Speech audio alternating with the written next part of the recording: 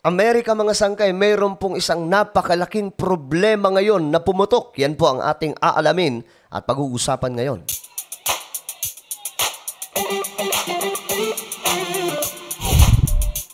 So mga sangkay, mayroon pong isang malaking problema ang US ngayon na kung saan talagang very dramatic ito.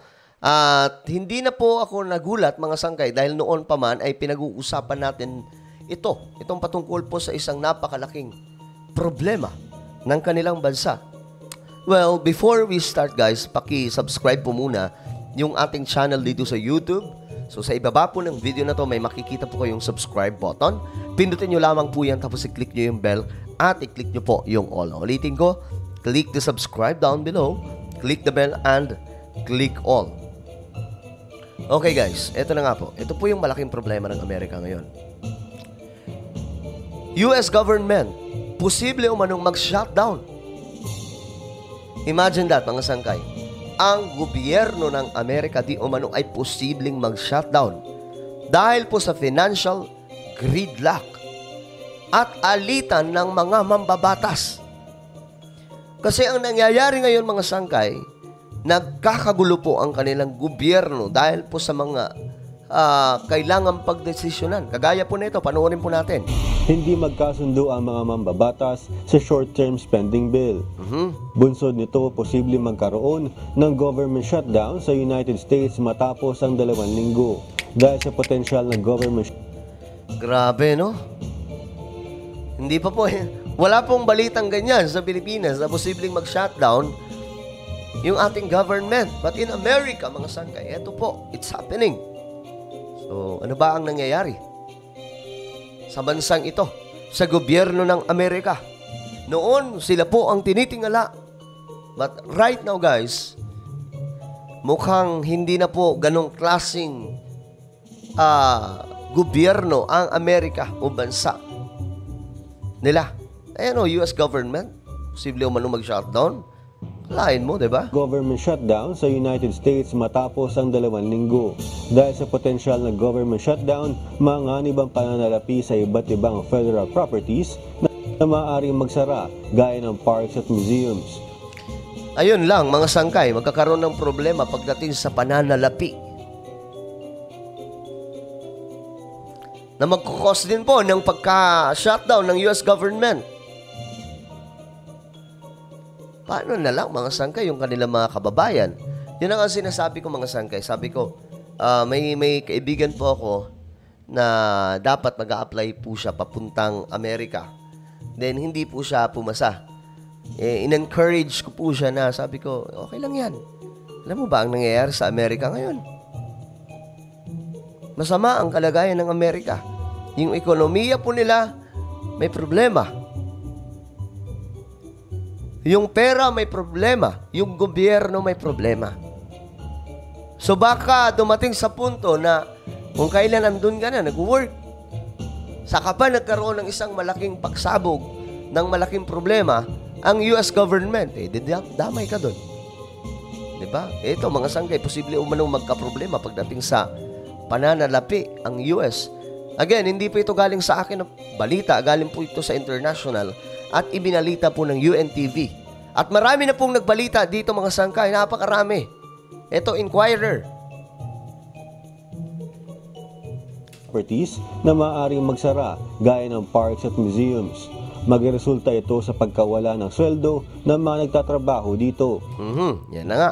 Maapektuhan din ang alitan na ito sa pagitan ng Democrats at Republicans. Ang pondo na sa 24 billion US dollars o 1.3 trillion pesos na hiling ng White House para sa military at humanitarian aid sa Ukraine. Ayan na. Isa pa yung Ukraine na yan. Imagine niyo to guys. Tingnan niyo ang situation. May problema ang US pagdating sa kanilang ekonomiya. Pero nakatutok ang Amerika sa pagsusupply ng mga kagamitang pandigma, ano ba? Hindi po tao hindi po sila nagsusupply ng tao. Yung mga Amerikano, makikipagdigma, no, hindi gagawin ng Amerika yun. Kaya nga po, ang frontline po nila is yung mga Ukrainian lang po, laban po sa Russia. So, itong malaking problema ng US putok na putok po ngayon yan sa international media.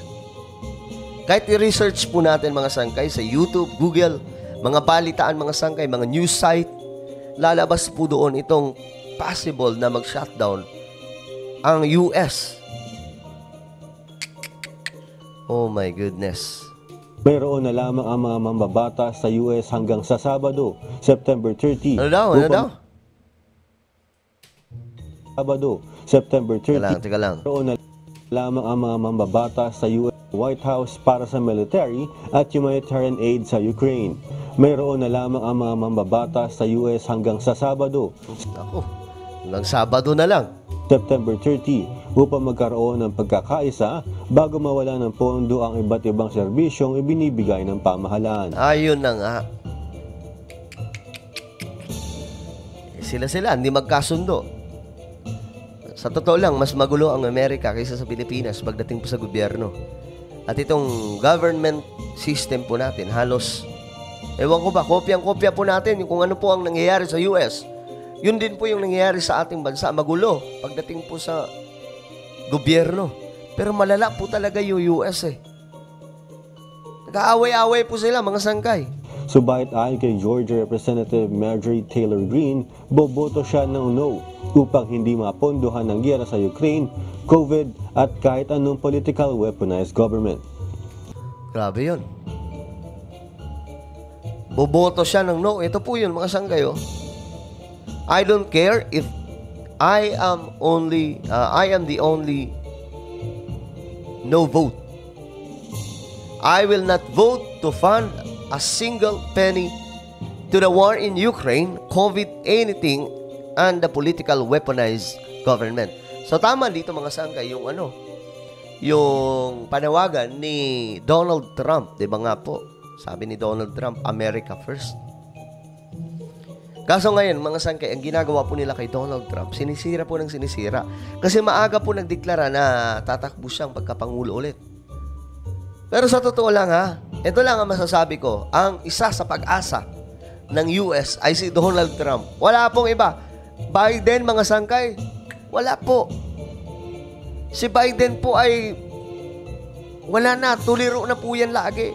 Lagi pong bumabagsak, minsan nagpapalakpakan yung mga tao, hindi niya alam bakit nagpapalakpakan. Yung pala may pinirmahan na siyang batas. Matanda na si Biden.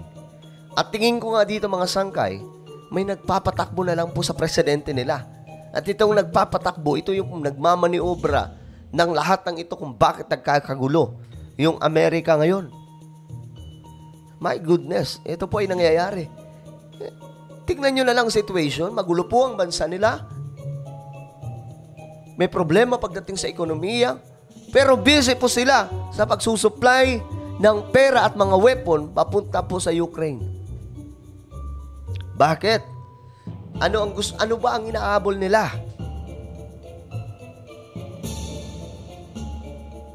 Alam nyo kung si Donald Trump yan? Wala. Wala yang isusuporta kahit saang bansa. Kahit nga sa Pilipinas, di ba, sinabi ni Donald Trump, okay lang. Kung wala tayong doon, base, militar. O kaya kung ano pang gawain ng military sa Pilipinas para minus gastos para sa kanilang bansa. Why? Ang panawagan ni Donald Trump, ang kanyang agenda is America first. Ayaw niya po makigulo sa ibang mga bansa like yung ginagawa po ng ibang mga leader, di ba?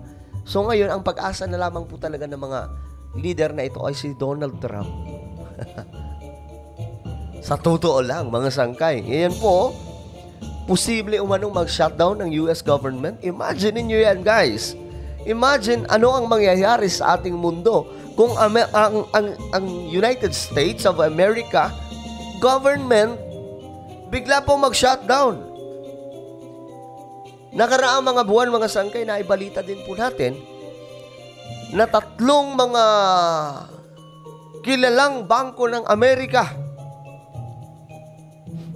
bumagsak at nagsara. Tapos may BRICS pa ngayon na namamayagpag na lumalaban po sa dolyar. So talagang ngayon mga sangkay, masalimuot po ang situation ng Amerika. And I agree sa sinabi po ni Representative Greene Tama ba? Greenie o green.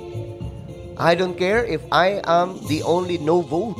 I will not vote to fund a single penny to the war in Ukraine, COVID, anything, and the political weaponized government. I don't care if it's for 1 day or 365 days. We are wasting 1 week trying to buy for more weeks. None of this will work. Ayan, mga sangkay, yan po ang malaking problema ngayon ng US government na tinitingala po natin noon. Ano po ang inyong opinion, mga sangkay? Just comment down below. So, bago po tayo magkalasan, pakisubscribe po muna itong isa kong YouTube channel. Hanapin nyo lamang po sa YouTube, Sangkay Revelation. Then, click the subscribe, click the bell, and click all. So, ako na po ay magpapaalam. Hanggang sa muli, this is me, Sangkay Janjan. Palagi nyo pong tatandaan that Jesus loves you. God bless everyone.